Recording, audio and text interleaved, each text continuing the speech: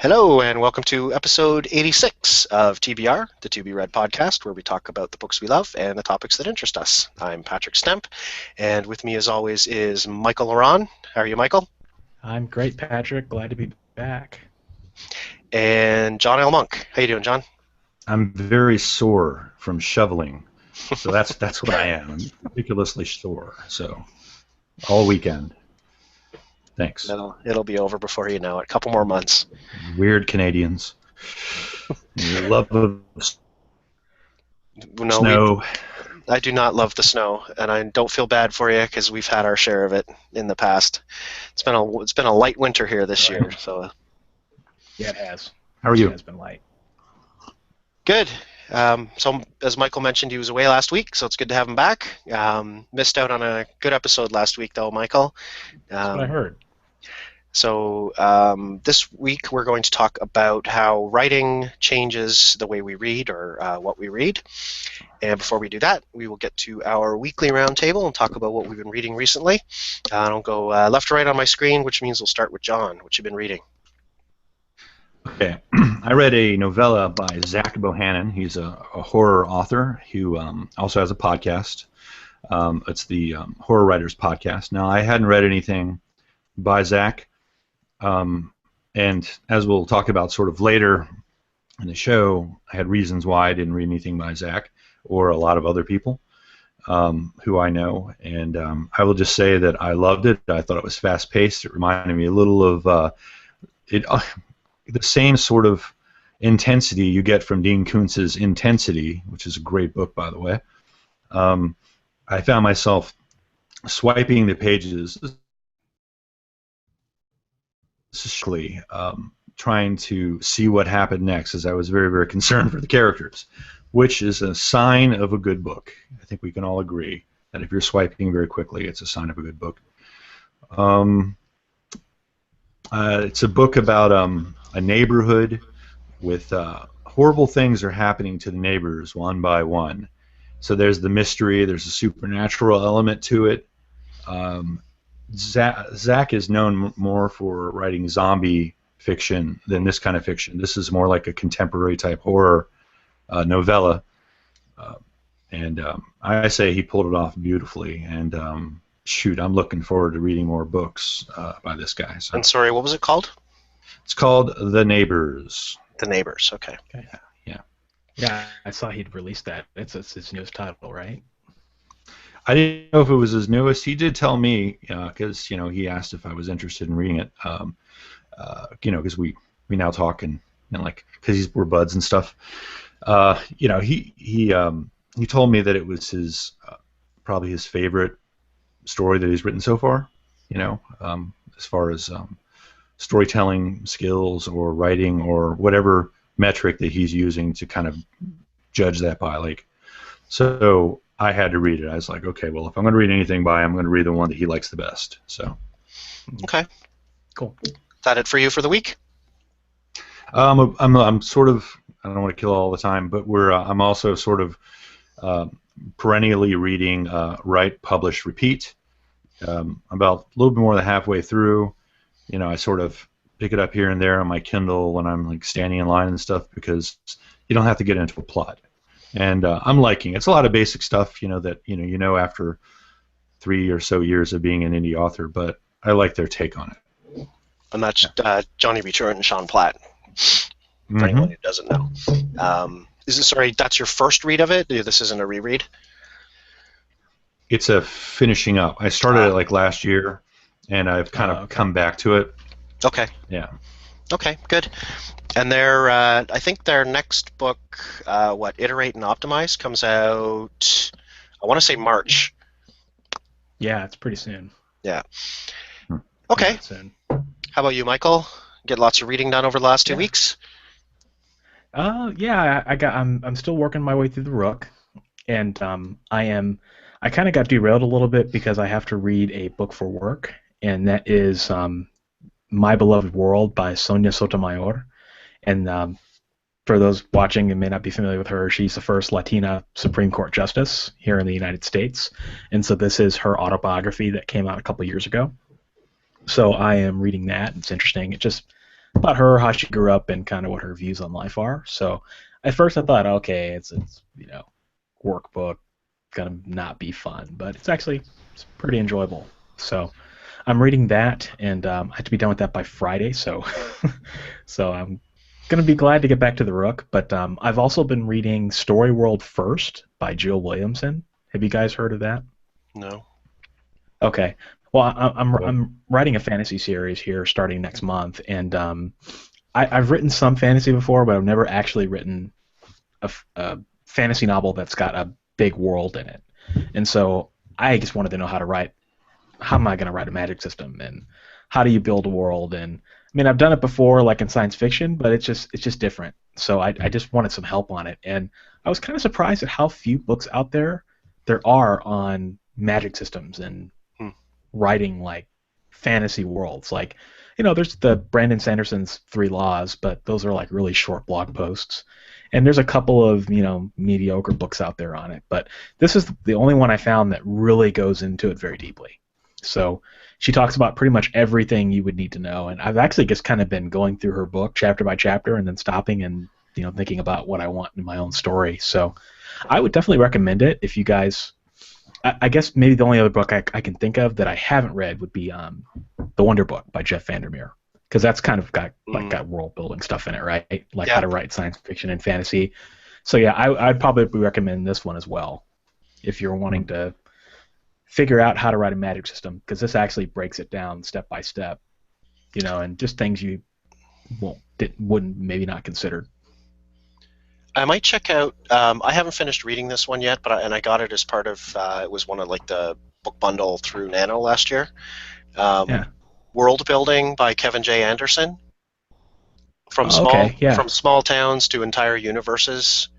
It's part of the $1 million writing series. I think there's a whole bunch of books in that Yeah. series, but I haven't spent too much time with this one yet. But what I have read has been good so far. But it might be something worth checking out. No, that's cool. I totally forgot about that. I didn't realize that he had a world building entry in his $1 million series. So Yeah, that's good to know. yeah, it's probably only a Yeah, dollar. I would. Yeah, it's not this one. This one was like $3.99 on Amazon, so can't beat that.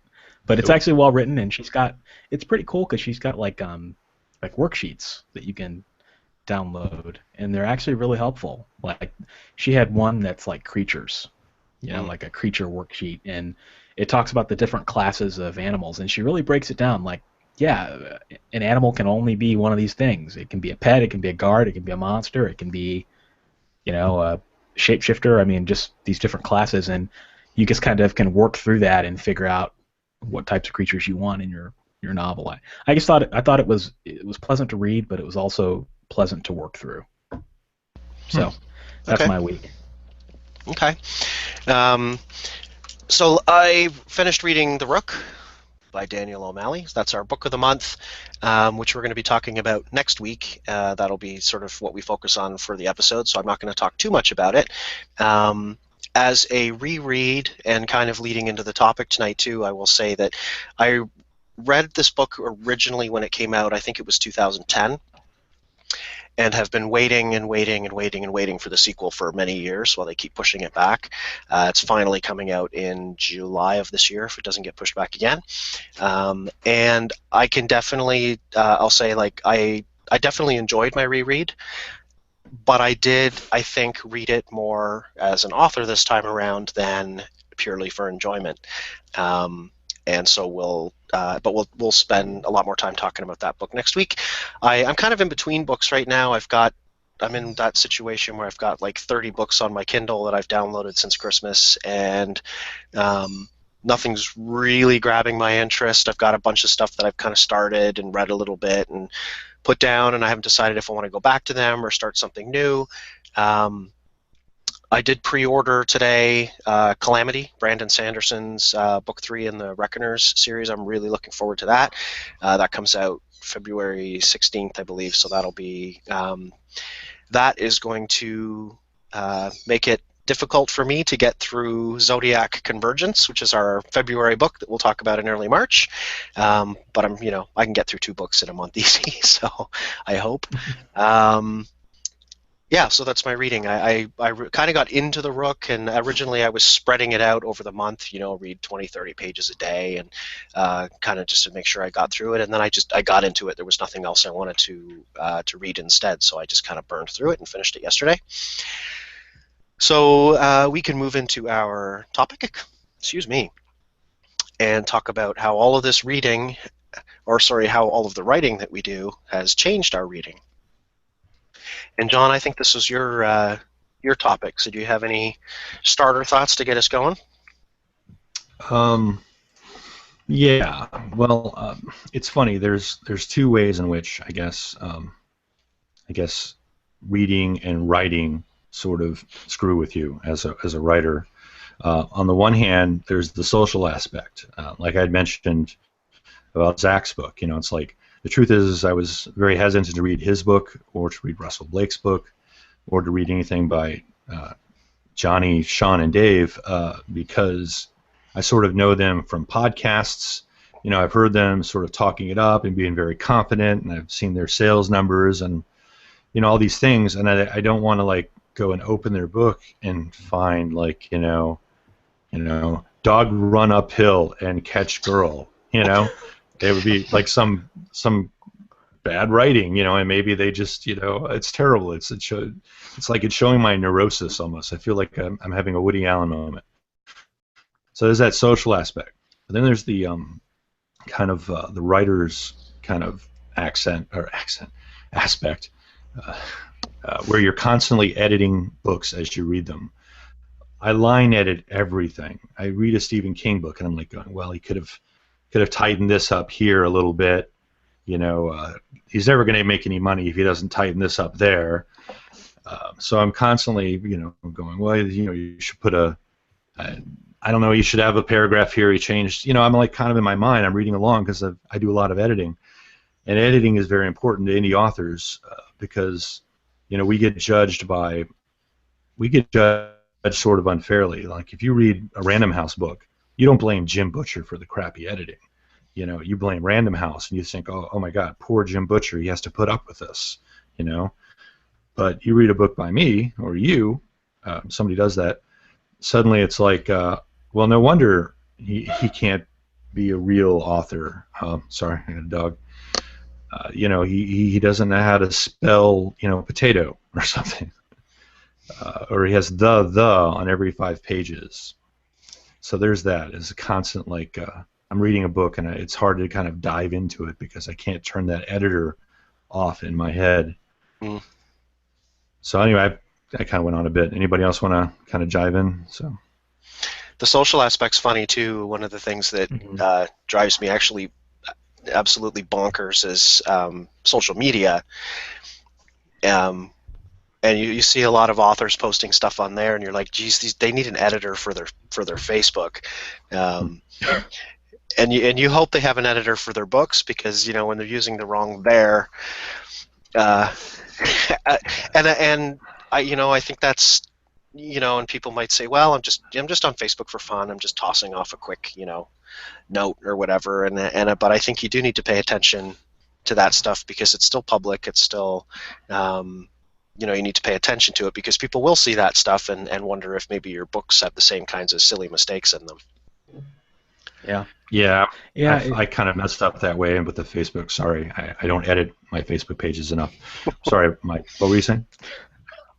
No, I was going to say I agree.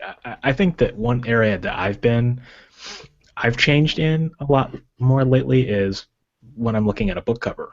Mm. Like as an indie author, I've had to learn what constitutes a good book cover, and along with that comes genre, and then there's design, and I guess I'm less tolerant, me personally, when I see a book cover that just misses the mark, right? And this could be a traditionally published book, it could be an indie author book, but like for me, when I see a book for the first time, like I guess I know what should go on a cover, so if that doesn't wow me right away, I'm less likely to read it. And I guess I never really was that way in the past. I've been starting to wonder if maybe indies have been going too far on the cover thing. So, I mean, obviously you don't want to have your child's pencil crayon drawing and turn that into your book cover. Right. but it seems to me like all the indie book covers are starting to look the same. They're all using the same websites to get them, 99 designs or whatever.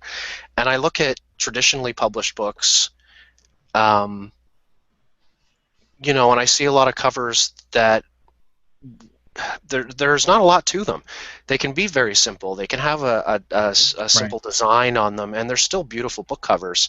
They don't all have to have the hero standing in the foreground facing the city in the distance. I'm starting to see a lot of these covers are starting to kind of merge together and all look the same.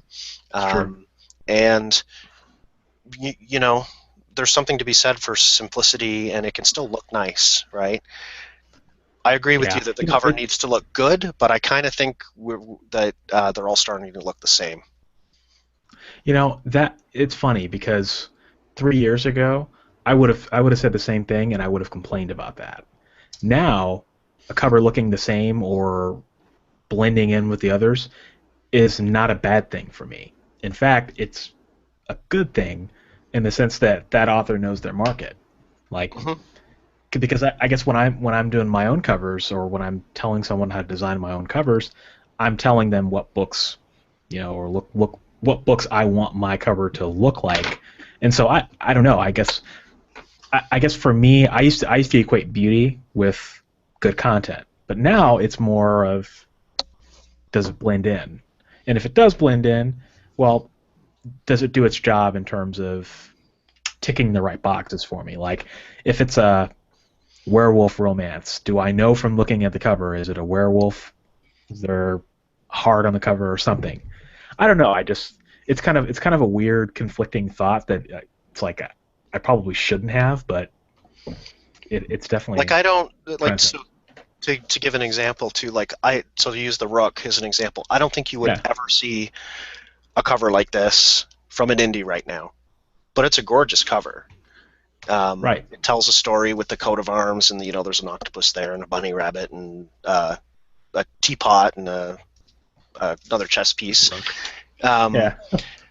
So that's just something. There's a lot of focus on covers, and this they are important, but I don't think it's got to be difficult to stand out while, as you said, meeting the genre expectations, right? Yeah, it's a delicate dance. So once you crack open the book, what are you looking at? I find that I'm reading more so now than ever before, and looking for specific things that I want to understand better. So, for example, I think I was mentioning this to you guys before earlier in the week, is the idea of moving people around a room and how much detail you need to give if someone's standing in front of the bookshelf and you want them on the couch. Do you have to explicitly say they walked to the couch, or can you just say that they sat down on the couch and it's assumed that they went from point A to point B? Watching for how authors, like as I said, move people around within a room or within a scene, that sort of mixing in the dialogue with the exposition and what they're doing, and the sensory detail and all that. Little things too, like trying to, is it better to use, I can't remember if we've talked about this one or not, is it better to use John said or said John? And there's all kinds of opinions on both.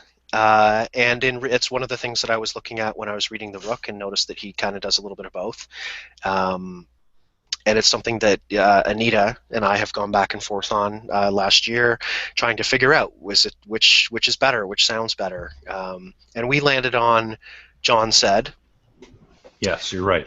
And I'm kidding. I can't remember exactly why, but that was the one we kind of agreed on, because I was doing it the other way around, and to her it sounded off for some reason. And so I switched it. And it's funny, switching it up took some practice, and now that I'm in the habit of doing it the other way, I think I'm realizing too that it's okay to do both. Mm-hmm. Whichever is more seamless in whatever it is that you're writing in the moment. So I'm always looking for Yeah, stuff like Ray that. Bradbury did so. I mean, he always put said first, Hmm. and that's who I emulated when I first started, and then I switched. So yeah, I don't think it really matters. I just think as long as you do it, as long as you're consistent, I think readers will accept it. Real I quick, the think if you argument. use, I think if you Oh, use good. said John, Good. you might be less likely to start putting in words like enthusiastically, because you know, I'm going to go to the store, said John enthusiastically. Doesn't quite roll off as nicely as I'm going to go to the store, John said enthusiastically. The second one just sounds better. So maybe using said Yeah, John might stop you from using too many of those ly words. Yeah. yeah, Also, if you gotta love replace those the adverbs.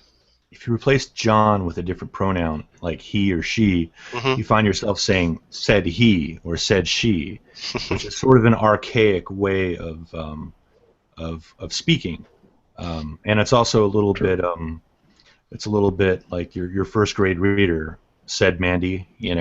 Sounds kind of like, in my mind, it always sounds like a childhood storybook. But like, yeah, lots of traditional authors write like that still, and it's nothing. Ultimately, there's nothing wrong with it.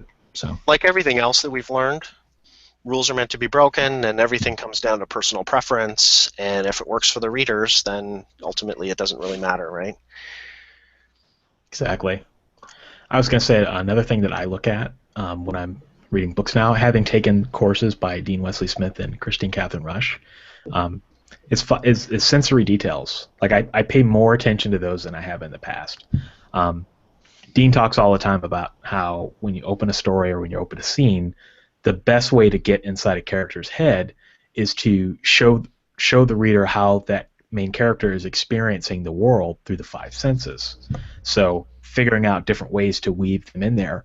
And it's one of the things I noticed in The Rook, actually. He does that quite a bit in the openings of chapters, particularly in the opening of the book.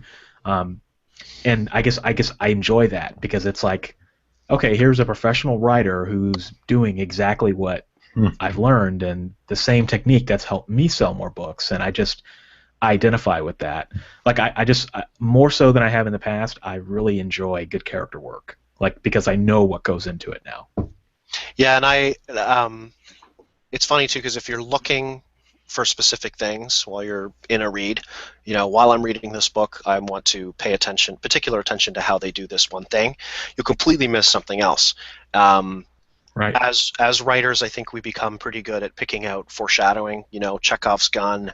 Um, but during my rereading of The Rook, there were a couple very clearly foreshadowed things early in the book, early in the book, and then about midway through, that even having read the book years ago, completely forgot about them, and he brings them around beautifully at the end. Um, and I just like normally I would I know that this thing has been mentioned, that it's going to come back around later, assuming this writer knows what he's doing. Mm-hmm. And it does, and I completely missed it because I was so focused on other things. Yeah. Yeah. One I'm of the good. things. Yeah. Go ahead, John. No, you good. No, I was just going to say another thing that I'm noticing um, is that I pay a lot less attention to the sentences. Like, in fact, I don't even remember when I first started writing. It was all about how am I going to write this sentence, right? And how am I going to make this sentence as beautiful as possible?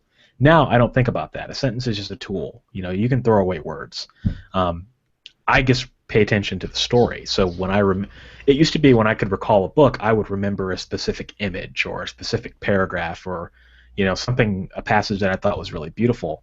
Now I just remember the story, and I think that's a big shift for me. Hmm. And maybe that's because I grew up reading literary fiction, and so it's kind of a more snobbier approach to things, and everything has to be organized and it has to be beautiful, beautiful in quotes, and I've broken away from that, and I found that I enjoy the stories much better now. I find That's just me, though. I find that writing and paying attention to the craft has made it much more difficult to enjoy television. Movies to a lesser extent, but episodic TV, absolutely terrible for that on-the-nose dialogue where one character is telling another character something that they already know, just so that the audience can know it. Info dumps. Oh, it's just absolutely the worst. I see it a lot more in TV now than I do in books. I don't know. And well, yeah, there's ways they could get around it. I think it's just kind of lazy. They do it way too much. They rely on characters explaining stuff to each other a little bit more than they need to, I think, or explaining it to the wrong character. Mm. Yeah, I see that a lot in like Or contrived tension. shows where, right, or shows where the protagonist is a profession that you have no idea about, like an attorney, for an example. Like, I feel like a lot of the legal dramas, it's just all explaining laws and stuff, and you understand it when you're watching it, but when you recall it, it's like, I don't know what that law was, but it was fun while I watched it, and then when you go back and watch it, it's when everything starts to fall apart. And then, but if you see a TV show that is done well, it really sticks with you. And I'm going to mention it again, Justified. You guys have heard me mention it before, where we're rewatching it now. It is just a brilliant character study, storytelling. It's just a beautifully put together show. And I know this won't be the last time I watch it. So I loved it. So when I would add House of Cards. House of I've Cards, been rewatching that. Mm-hmm. Yeah, I've been rewatching that lately. The writing on that is just excellent. It's fantastic. It's like on the level of The Wire. You guys have seen that. I haven't, but I mean, I think that's one of the top rated shows of all time, right? I've never seen it. Yeah, I've seen The Wire like 3 times. That writing is fantastic. Yeah, it definitely makes your enjoyment of good TV even deeper, I would say. Which is great because, when you read a book, it takes hours and hours to get through, a simple story, but a good television show, 45 minutes, you can get a nice little sort of complete arc in a lot shorter time, and you can almost kind of study it a few times very, very quickly and try to understand what they were doing. Yeah. By the way, The Wire, if you ever get a chance, the reason, it's funny, a lot of people came to The Wire because it's a great TV show and they heard about it from their friends. I came to The Wire when I heard it was sort of inspired by a book I absolutely love, Homicide, A Year on the Killing Streets, which is it's a biography or documentary, I guess, book of this journalist who spends a year in a precinct in Baltimore hanging out with the murder detectives and all their different personalities and all the things they do and who worked really hard, who was brilliant but didn't work hard, who was drinking hard, and all these different things. And so I watched The Wire, and it was pretty close to that in the beginning, and then kind of veered off when you're having seasons hanging out with a boxing coach for some reason, and Yeah. So I didn't like how it ended. That's very early in the first season. Yeah. Well, I did. It's funny what you start to notice. I don't watch. Is it Chicago PD? Other than there's like Chicago Fire and Chicago Med. Chicago PD was one of the shows that my wife was watching, and having never really paid much attention to the show, you start to notice. There was a scene. One of the characters had a letter that was supposed to tell him whether or not this particular other girl character was his daughter or not. And they had shot a scene they were shooting these scenes in boxing, like in a gym. And you knew that where the story was going to go based on the way they set it up, because they put a friggin' garbage pail in front of the boxing ring that wasn't there before. And I was like, oh, he's going to throw the letter out. And, because they set the scene up just terribly. That's right. Sort of broadcasting exactly what was going to happen. Like, you can kind of tell where some of these shows are going to go just with the way they've inserted a piece of, inserted into the set. Suspension of disbelief is a lot harder, when you're watching this stuff. And there's times where I sat down to watch Lucy. I don't know if you guys have seen that. And knowing it was just going to be a fun sci-fi, action movie. I mean, I'll sit down and watch a movie like that and specifically kind of tell myself that I'm just in it for the next 90 minutes to have fun. Isn't that the movie where Scarlett Johansson used her whole brain? Yes. Just wanted to say that. That's all. And it was I'm a lot of looking. fun. I've watched it twice because it's just a good fun. Turn your brain off and enjoy the action and the ideas. Let me Oh ask yeah. you guys a question. Oh, No, I was going to say the part about using your brain. That reminds me of. Have any of you guys seen this movie, Defending Your Life by Albert Brooks, with Albert Brooks in it? I don't think so. no. That's a hilarious movie. If you ever get a chance to see that, there's a bit in there about these guys trying to use percents of their different percentages of their brain. It's funny. Hmm. I always recommend that movie. No one's ever seen it. I'm like the only person on the planet of this earth Well, that's if it's seen that Albert movie. Brooks, it's got to be pretty old, right? No, it's actually in the 90s. It's like 96. Is Albert Brooks and Helen Hunt. Hmm. It was like right around. I think it was right around the time she was doing Mad About You. Okay. If you guys have seen that, but anyway, Oh, I digress. What were you going to say, John? Digressing. Yeah, It's like John, what were you going to say? No, I was just going to say, I was actually kind of curious. One of my questions that I had sort of here for the discussion was, do you guys ever find yourself reading in genres that you're not necessarily your favorite genres because you heard that that person was incredible at dialogue or incredible at scenery or incredible at something, and you're like, I want to be incredible at that for my book, so I'm going to go read Elmore Leonard and get some of that dialogue fun.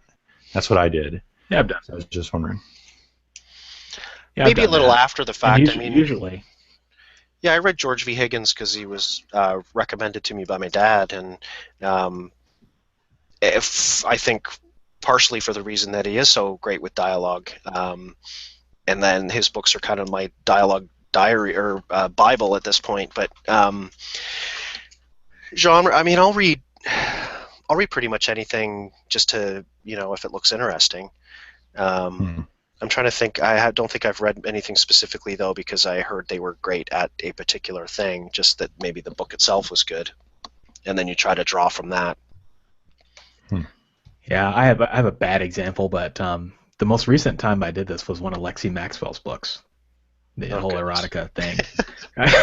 Just because I was curious, I mean, just because everyone said that she writes these erotic scenes really well, and I downloaded it and it came back to haunt me. My wife found it on my Kindle. This Really? it works. how it works, Did you tell her you only read it for the articles? I did, and yeah, and she read it and she was like, "Oh my god!" And the nouns and the prepositions and all the. Yeah. Exactly. No, and I guess whenever I do that, like, I end up paying less attention to that than I just do about the story. Like, it's like when someone recommends you a movie and they're like, "Oh, this movie's hilarious," and you watch it and it's okay. It's not bad, but I enjoyed it for what it was. But like, I don't see how hilarious it was. At least that's how it is with me. Yeah, because you're expecting it to be funny, and then you're looking for the joke, and and it's not there, and it falls flat. Yeah, it's like knowing that there's a twist coming, or you don't want to really, it kind of ruins it for you, for sure. To know that you're supposed to, or to know that you're expected to get some sort of emotional response out of it. Right. Then when it comes, it sort of has less impact. Yeah, because your mind builds up the payoff way more than the payoff can ever live up to. Yeah, right. And yeah, there are those rare times when it does meet your expectations, right? And that's awesome, but that's like once in a blue moon. Yep. Did that erotica book live up to those kind of that payoff expectation at the end? Okay. I mean, I enjoyed her approach because I can see why she's so popular, because she has a very unique approach to writing stories, and I think that's why people are resonating with it. Well, and the only reason I'm not being a erotica reader though.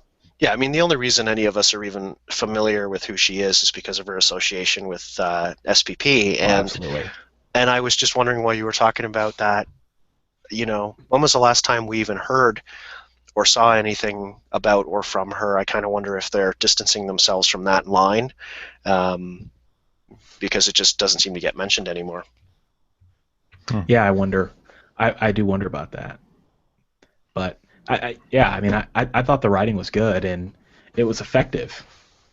Um, but it wasn't. I guess it wasn't. It wasn't what I thought it would be. You know. What about you, John? You asked the Did she write question. the Do you future of? the Did future of she write the sex? future of sex? Yeah, that's in Yeah. Yeah. the Future Beam sex. world. Okay. Yeah, and then there's MILF, and then there's Naughty Fairy Tales. I think is one of them. And You really know them, don't you? she's yeah. Well, she's got a. I mean, well, they mention it all the time on the, or at least you used to on the SPP. So I'm so you only can't kidding. help but go look at the. You can't help but go look at the covers when they mention it, right? Yeah, I heard that they were talking about the future of sex actually today. So they like briefly mentioned it, so that's why I remembered it. It's supposed to have like a really cool cover. Yeah, it does. But yeah. Oh, good. Yeah, yeah. They redid their cover like within the last year, and it looks really good compared to the old one. Yeah. But to answer Patrick's rephrasing of my question retroactively back to me, I guess. Yeah, I definitely, I wanted to sort of sharpen my dialogue, so I started reading like Robert B. Parker's Spencer series, which I absolutely, totally recommend. I mentioned it before. Elmore Leonard, because he's got, like, I write crime stuff and he writes crime stuff.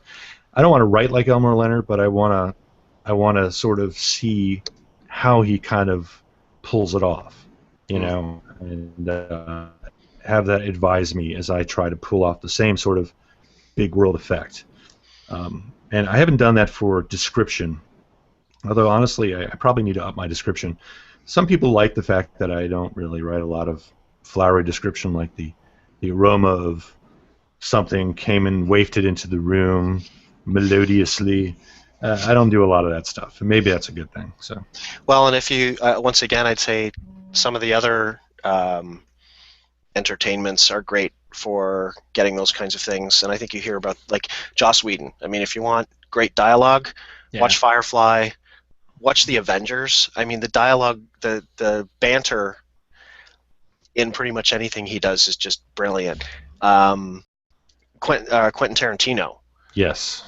I would, man. but Yeah, with some of the both best of those dialogue though, I would, especially with Quentin Tarantino, because I have heard that when he writes these scripts, he'll write pages and pages and pages of a conversation, and then whittle it down to its just core, the best Yeah. the best bits sort of thing. I would love to read the pages and pages to see how he turned that into what he kind of ended up with on the screen. That would be an interesting exercise. The same with, I guess, a lot of these guys. And I don't know, like, if you read a Tarantino script, if you would be reading what ended up on the screen or what he, you'd kind of like to see that first draft.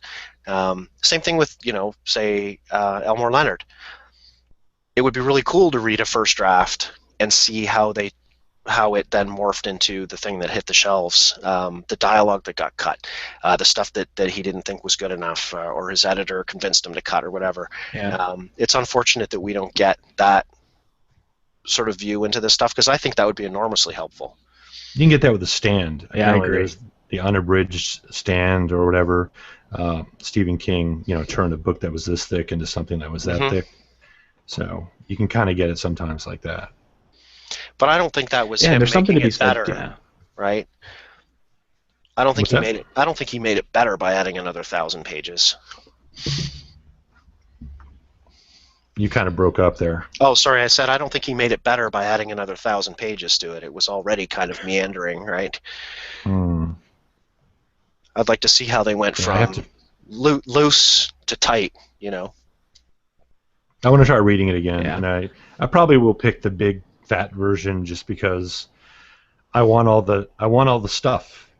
Yeah, I tried reading it again. I think So. I flamed out at about 14% when absolutely nothing had happened yet. I don't have time for that anymore. Yeah. I was just gonna say, I think there's something also to be said about movies that take a minimal approach to dialogue. Like I'm thinking like the Sergio Leone movies, like The Good, the Bad, and the Ugly, where it's more establishing shots. And I would be interested in reading those screenplays to see how they describe the world, right? Because that's, at least for me, the appeal of those the Sergio Leone movies is it's very spare. I mean, there's dialogue, and it's not really that remarkable. But what's remarkable is the cinematography and this Western world that you're Which is tough experiencing though, because I through the mean eyes of this character. it's a visual medium though, right? So that's a lot It harder to is. put into a book because those are the kinds Well, of yeah, but sections where you lose people.